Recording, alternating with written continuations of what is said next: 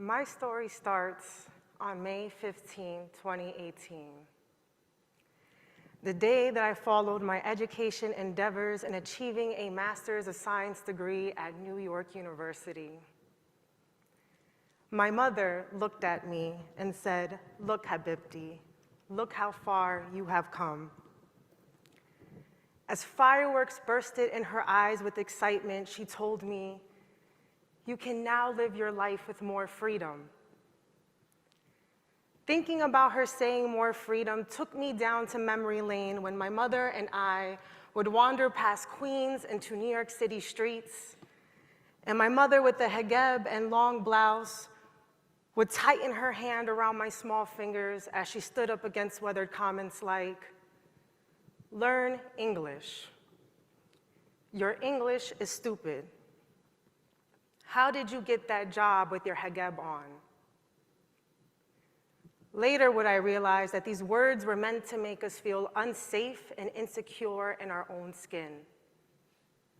I would also realize that what my mother and her mother experienced were blatant forms of racism, and also what the legacy of Black American psychiatrist Dr. Chester Pierce first coined, racial microaggressions.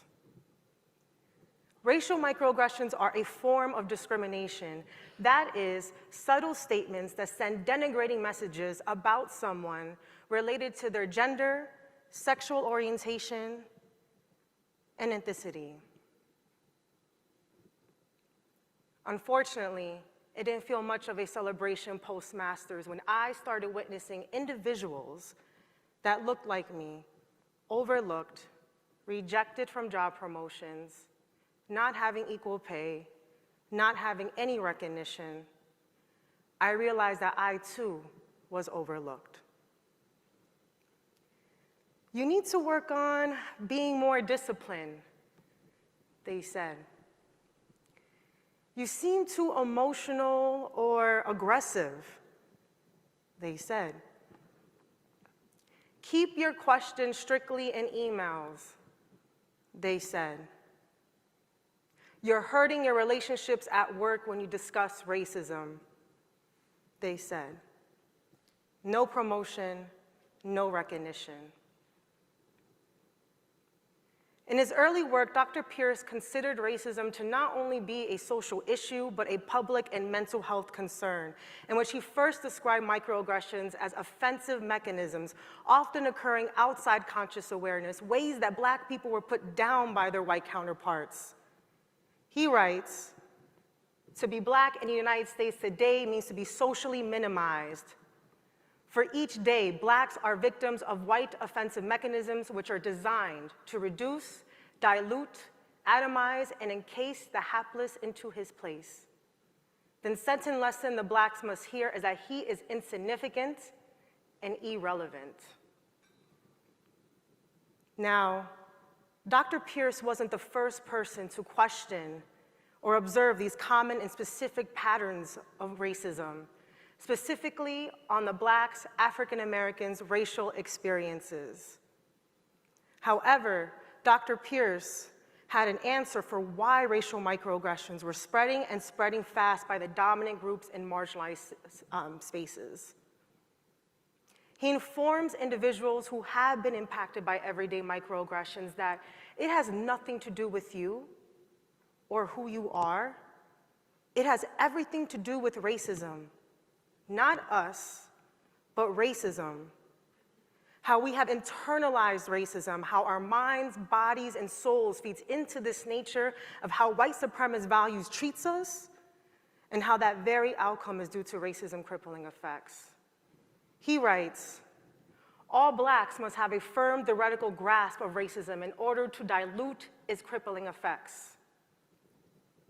He believed that white people should be taking accountability, to use leverage to stand up and out for people who have been victims of these racialized brutalities. You see, I started reading Dr. Pierce's articles when I was 24 years old, just out of my master's program, and at first, I got really sad that for being a Black woman was to experience different patterns of racism.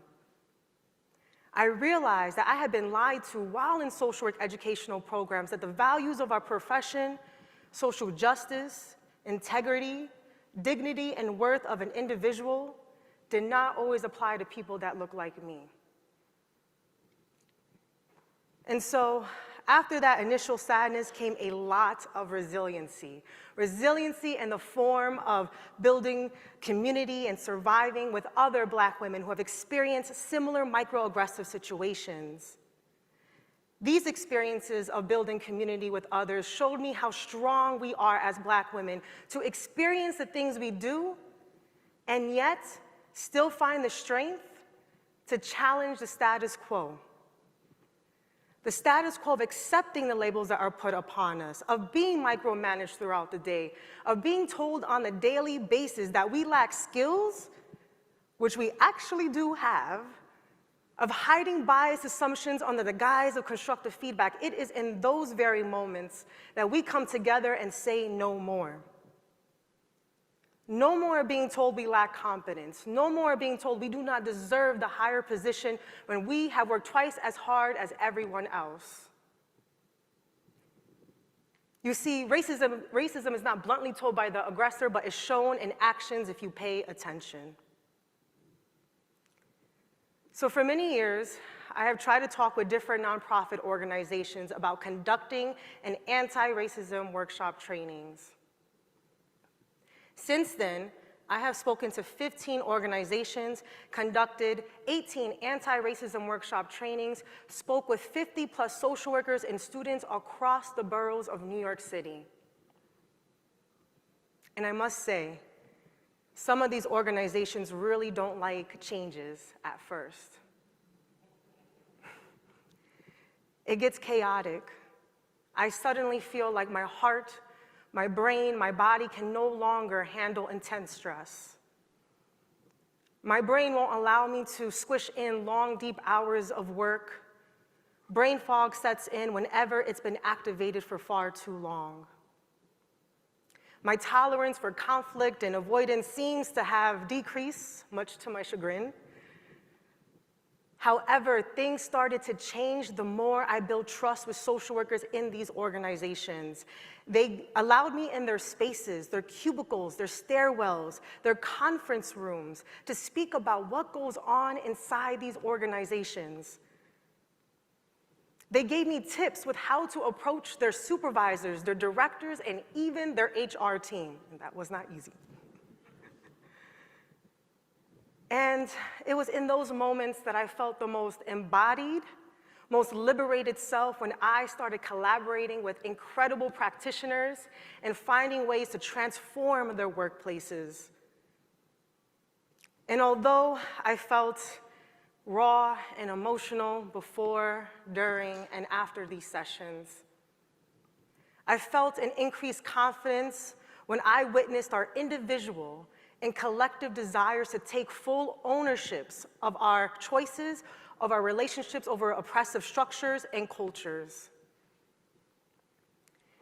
So you all can probably anticipate the twist, but our experiences of microaggressions has nothing to do with our professionalism. You see, it has everything to do with facing systemic bias and discrimination so embedded within our societies that we are judged from the names on our resumes to being muted in workplace meetings, to being reconsidered for that tenure promotion rather than manifested in what hair or clothing was considered professional.